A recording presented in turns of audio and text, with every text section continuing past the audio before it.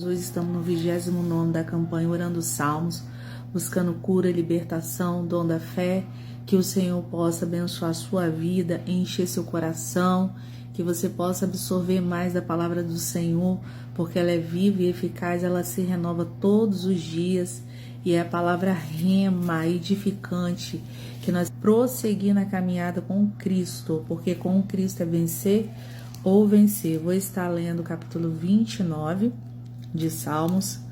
Dai ao Senhor, ó filhos dos poderosos, dai ao Senhor glória e força, dai ao Senhor a glória devida, e ao seu nome adorai o Senhor na beleza da sua santidade. A voz do Senhor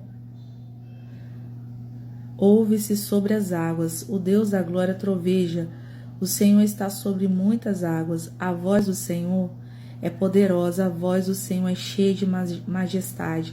A voz do Senhor quebra os cedros, sim, o Senhor quebra os cedros do Líbano.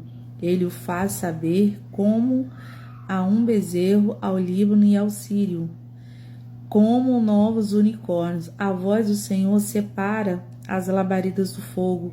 A voz do Senhor faz tremer do deserto ao Senhor, faz tremer o deserto de Cádiz.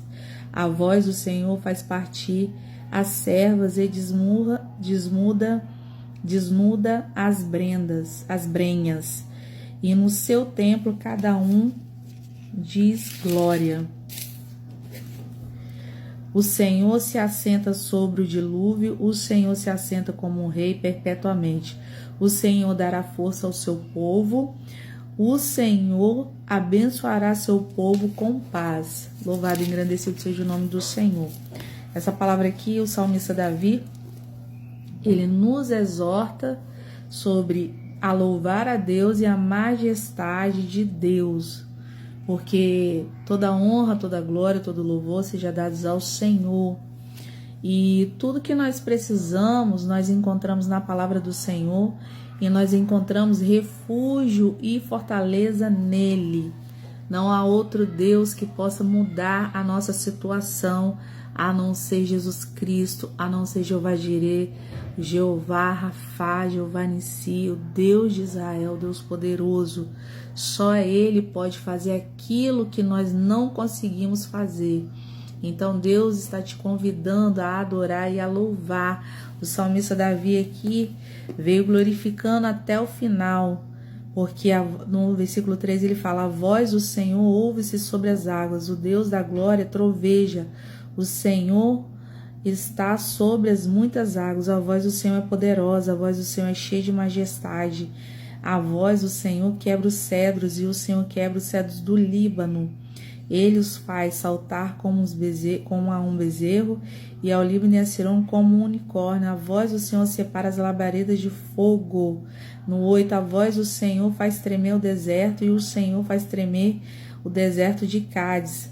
O Senhor, Ele é o Deus dos exércitos. A voz dele é como voz trovejante. É um Deus que muda decreto. É um Deus que entra na peleja e faz as coisas acontecerem de uma forma que você nem mesmo acredita. Porque o impossível é para Ele, o possível é para nós. E o Senhor tem nos convidado a ser participantes do reino dele, através de Jesus Cristo. Mais uma vez falo que o Salmo, ele é cristocêntrico, e Cristo está centralizado na palavra dele. Ele é a própria palavra, é o verbo que se fez carne, e ele nos convida a participar desse reino, porque ele está voltando, e ele quer uma igreja lavada e remida, né? Ele vai buscar uma igreja lavada e remida, e uma igreja que verdadeiramente adore a Deus em espírito e em verdade. Não é uma igreja que fala com os lábios, que louva o Senhor com os lábios, mas o coração está longe. Então nós precisamos estar preparados.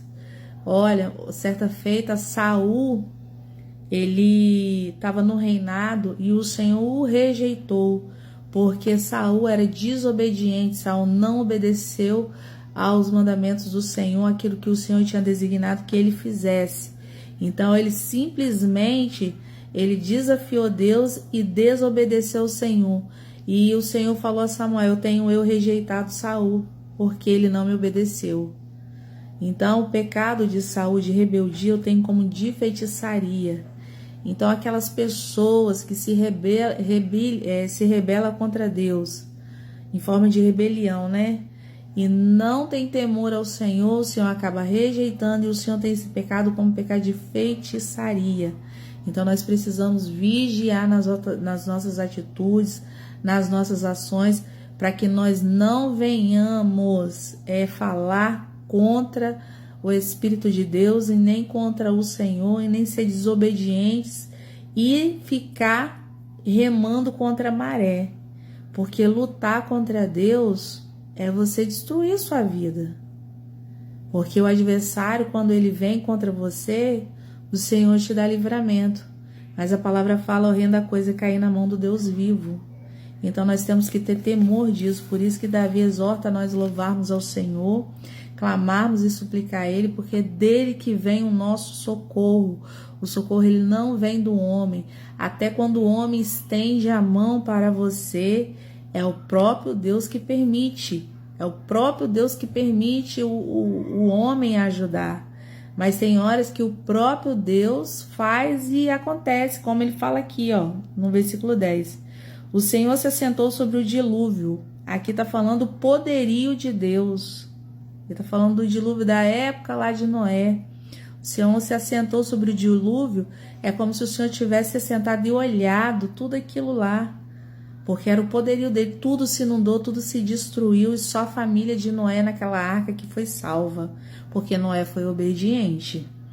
E aí fala assim: e o Senhor se assenta como rei perpetuamente, porque o reinado de Jesus Cristo é perpétuo já por Deus, já foi perpetuado antes mesmo da criação do mundo, já foi estabelecido que todo nome se dobrará, todo nome confessará, e toda língua confessará o nome de Jesus Cristo, todo joelho se dobrará diante dele, né? Então nós temos que, na verdade, quando Jesus falar em Mateus 24, fala que nós devemos estar de pé às portas, aguardando o Senhor, para quando ele voltar, ele venha separar-nos do joio e levar juntamente com ele em corpo de glória, transformados em corpo de glória, nos altos céus, que é assim que a igreja vai ser arrebatada. Então nós estamos vivendo os últimos dias na face da terra, e esse salmo aqui, ele fala da grandeza do Senhor, do poderio dele sobre tudo e sobre todas as coisas. E o Senhor dará força, no versículo 11, o último versículo, ao seu povo. O Senhor dá força, é o Senhor que fortalece. Neemias falou assim: ô povo, a alegria do Senhor é nossa força.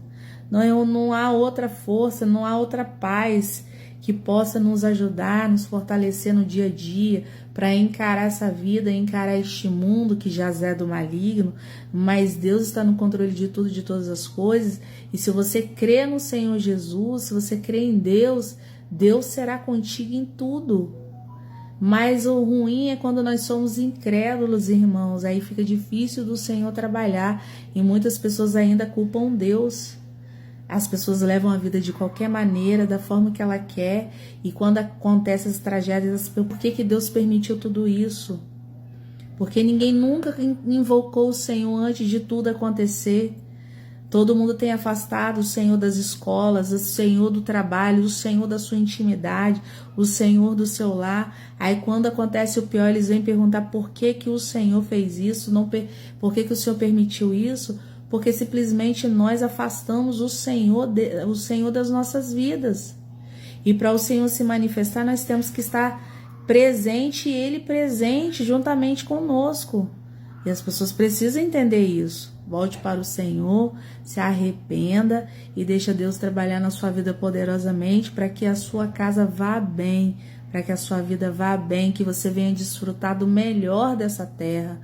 Deus, ele tem nos chamado para um conserto, porque ele fala aqui, o Senhor dará força ao seu povo, para quê? Para se consertar. E o Senhor abençoará o seu povo com paz. Quando você faz uma aliança com o Senhor, você vai ter simplesmente a paz que excede todo entendimento. A glória